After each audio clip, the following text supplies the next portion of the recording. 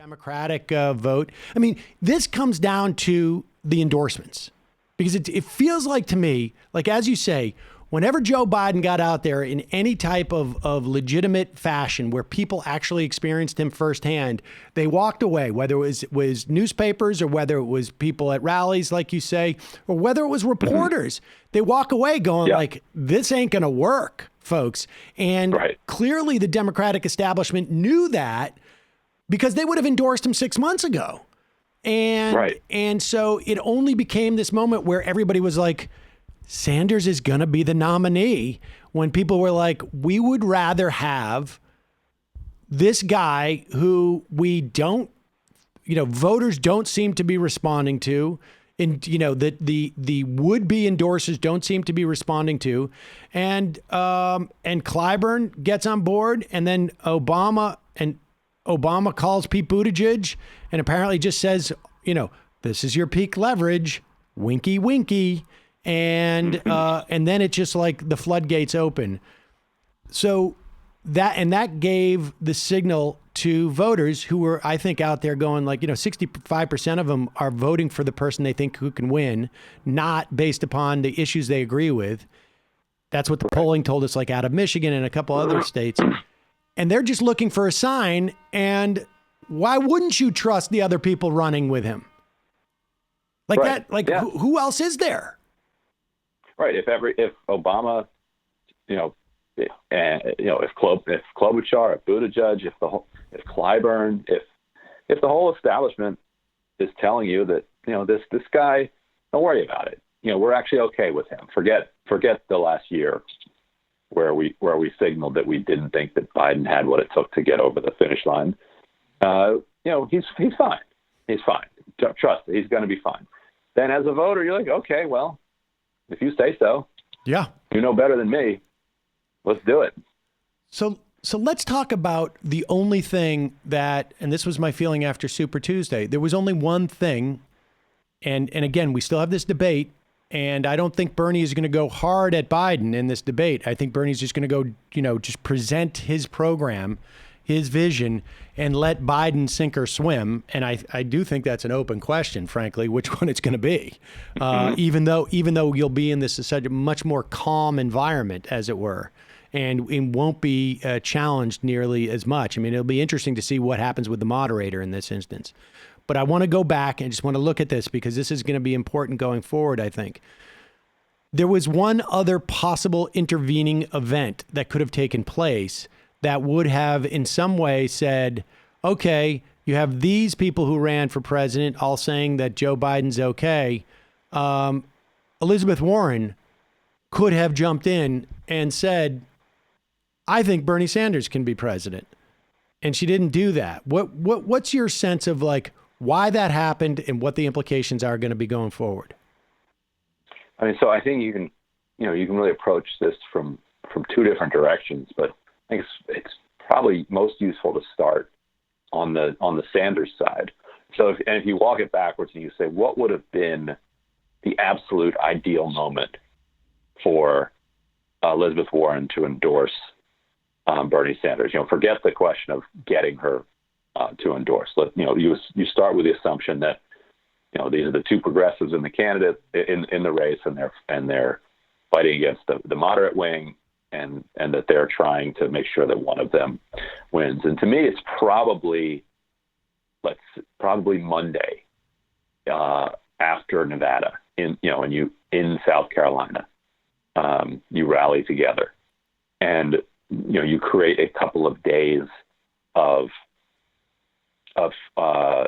narrative in the media of that furthers the idea that Sanders is kind of the inevitable nominee.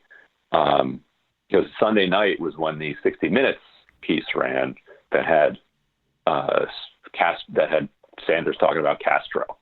So instead of doing a couple of days talking about Castro and having a fight, well, Biden, Obama said the same thing about Castro, right? And they did improve literacy, but fine, all that.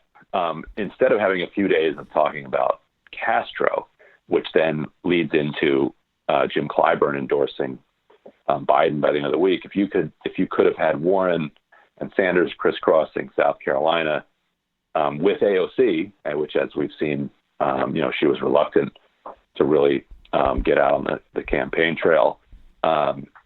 Pulling together the movement and making the case that, like, look, this is the energy that you saw in Nevada, this like broad multiracial working class movement, is now combining with the remnants of Elizabeth Warren's suburban coalition, and it's going to drive forward.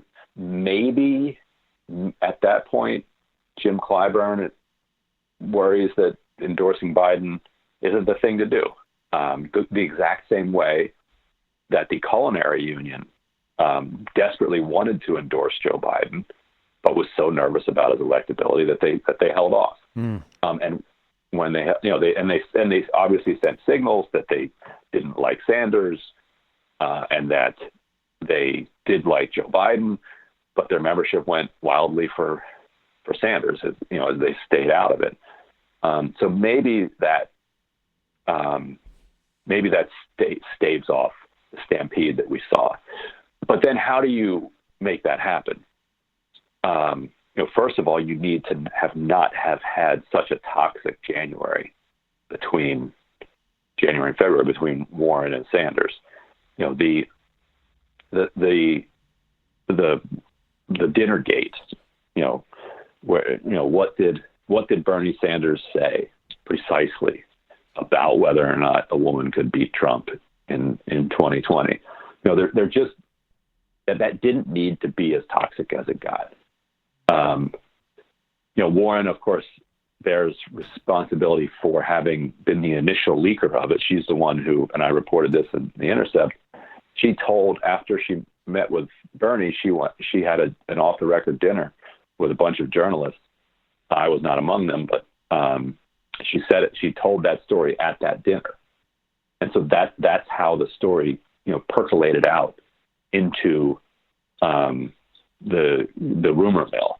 It was an off-the-record. It was an off-the-record dinner, just to be clear, right? I mean, right, off-the-record dinner. But these journalists are all friends, and they don't have the same kind of respect for an off-the-record dinner that Bob Woodward might have for the identity of Deep Throat. Right. And so they're out at the bar later, and they tell their spouses, who are also journalists, and those. And then at some point, enough people learn that those people are no longer. They were not at the dinner, so they're not bound by the off-the-record. MJ Lee, the CNN reporter who published the story, I said that she was working on that story for months. And by working on a story for months, a reporter like MJ doesn't mean that it was all she was doing all day. Right. For months. But like that, she'd heard about it months earlier. And, every chance you get, you bounce it off somebody else to see if you can get another source. Right. All you're doing is you're basically saying, like, will you at least, like, will you say it to me off the record? And will you, or will you say it anonymously? No, I don't feel comfortable doing that. You know what? It's 6 weeks later. Hey, Bill, it's me. I just wanted to, check in, see how you're doing, see if there's any interest in, that type of thing. Right. And you say, now I have 3 other people who are saying, can you be a fourth person? Right.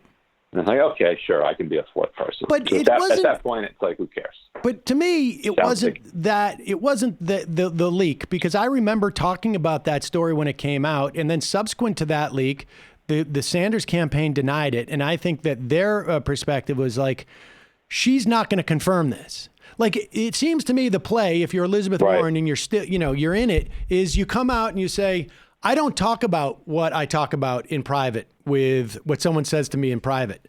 I don't go to the press about that. So no comment, because I don't ever talk about what I said in private. And then she gets the benefit, if there was any benefit, to the fact that it leaked out from other people. I don't think that was their plan. But I don't know why she couldn't just go out and say, like, I'm not talking about it. Like, people were like, why would she lie for Bernie? That's not lying. That's her saying, I don't talk about private conversations. And then she gets the credit of, like, defending that private conversation on some level. But And I think that was a mistake that the campaign made, and maybe she was upset about, the campaign coming out and denying that Bernie said it. And who knows what was said and how it was expressed, but it was after Warren dropped out, Joe Rospers was saying it. Right? I mean, Joe Rospers was going on Twitter, her campaign, saying like she couldn't win because of misogyny. Well, I mean, you just like were making hay out of Bernie Sanders supposedly saying that 2 years ago. I don't understand how you should go and sign up Bernie Sanders as an advisor to you next time, Joe Rospers, because apparently he knows something that it took you 2 years to find out. But putting aside the failure of them on a personal level, that's all well and good. And I think I think I cannot tell you how many people who are sort of normies who, were supportive of both Warren and Sanders. And, I don't have a very wide circle of people that I know, period. But the number of people who contacted me and said, how could this just be about like these two people not getting along? I don't think people who don't work in politics sort of like can fathom that she would not have endorsed him because they weren't getting along personally. Well, it's tied up in their view of each other as well. And I think it's worth, dinging Sanders too for their response. Like there was also an easy response of, look, that's not what I meant. What I meant is that Trump will weaponize misogyny against any woman who runs. But obviously Hillary Clinton won in 2016. And I believe that a woman could win if that's how my friend Elizabeth Warren understood what I said. I just want to be clear that that's not what I meant, and but move on. Right. They tried to do that after the fact, but they did it too late. Yeah, and instead they kind of got into this huge fight over what exactly they said, etc. But yes. So. They don't have the kind of. They were always described as friends. That's just not true. Like they're not friends. And Warren, as she started saying publicly toward the end, just doesn't think that Sanders is an effective politician. She understands him as the guy he was from 2009 to 2015. When she was involved in Senate politics, and that wasn't his, that wasn't his shining moment. Like he had done more impressive things than other times in his career, and so she just kind of understood him as that, and she started being more upfront about that. But that's real. Like she didn't have a ton of respect for his effectiveness as a politician.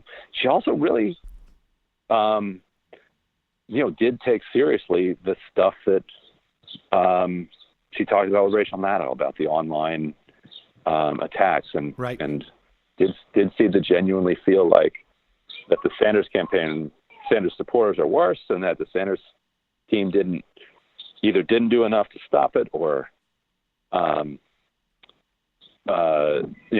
maybe even encouraged it. And so that kind of that really soured the relationship there.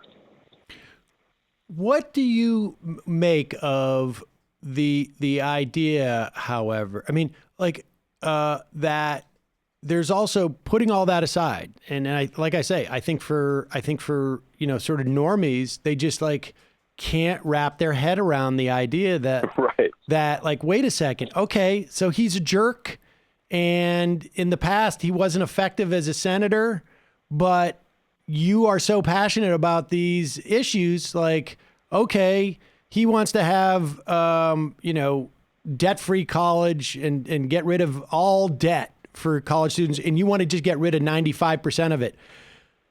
And granted, like he wants to do it in a way that expresses an ideology that's different from hers on some level. The where you land on these specific issues may be similar, but there's a structure to it that may make for other outcomes that are different. All well and good, but I think like normies don't understand that nuance.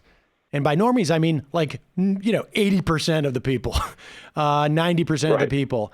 And they're just like, what? How does the fact that he's a jerk keep you from supporting like the ability for this thing to actually come to fruition? And I guess my question is at this point, I was talking to Weigel about this on Super Tuesday, and we were previewing it, and he said that he thought, I think it was Super Tuesday, maybe it was last Tuesday, I can't even remember anymore. He said that she was operating under the same theory that last time she was able to get stuff out of Clinton, concessions, because she had stayed on the sidelines. But it seems to me the reason why she was able to get concessions out of Clinton was because at that time, the assumption was by everybody that her base of support was essentially a Venn diagram that overlaid almost perfectly on Sanders' support. And so in some ways, his support was her support because that was not tested. Now, in this instance, it seems like she in what army? Like she's right. Not like she has basically alienated herself from all the people who had her number 2 behind Sanders, which was a lot of Sanders voters. And all of her number 1s are already now with Biden. What leverage does she have? Yeah, that's the exact argument that I made in a piece I did for The Intercept. That's where I get all my ideas. Even in 2016, that she had, if she had endorsed Sanders, she'd have had a little extra oomph that she could have brought over to the Clinton campaign and extracted concessions for, because she could deliver even more, right? Because she would have had more credibility. But you're right, because it hadn't been tested, she still had a lot of that value. But now that it's been tested, what exactly is she going to be able to deliver?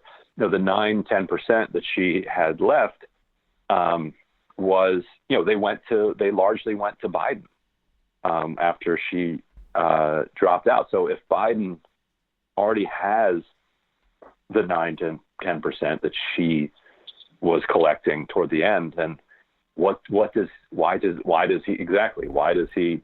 he need her? What does she bring? Now, one of the things that she was clearly thinking about when she didn't endorse was, what would the reaction have been of that remaining 9%, 10% to that endorsement? And, I got a taste of it just when I wrote my piece arguing for why she should endorse. And I, sent it out to my email newsletter that has a lot of Warren supporters on it. There's lots of Bernie people, Warren, Pete, Biden. There, it's a diverse range of supporters, but the Warren people wrote back, F him. They were livid at the very idea that that Warren would endorse Bernie Sanders, even as I had framed the argument that it was better for her to do, right? Because it builds her power.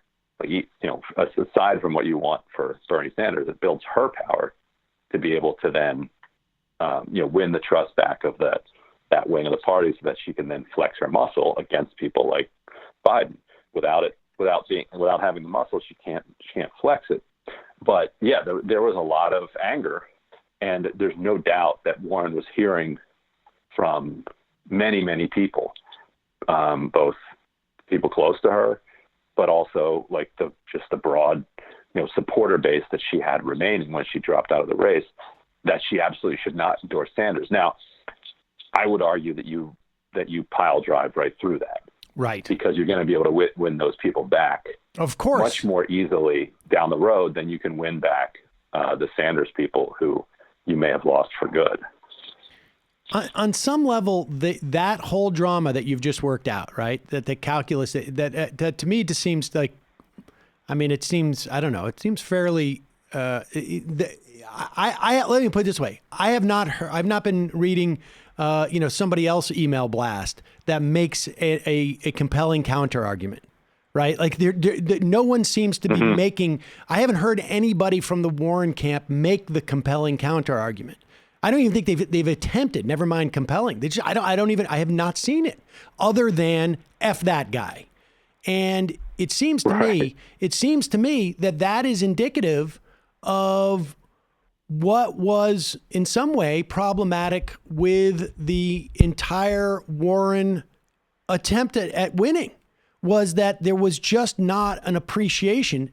Because you and I think my sense is that you started this campaign sort of like, that you were a Warren person, or at the very least that you had watched what she had done with the Consumer Financial Protection Bureau.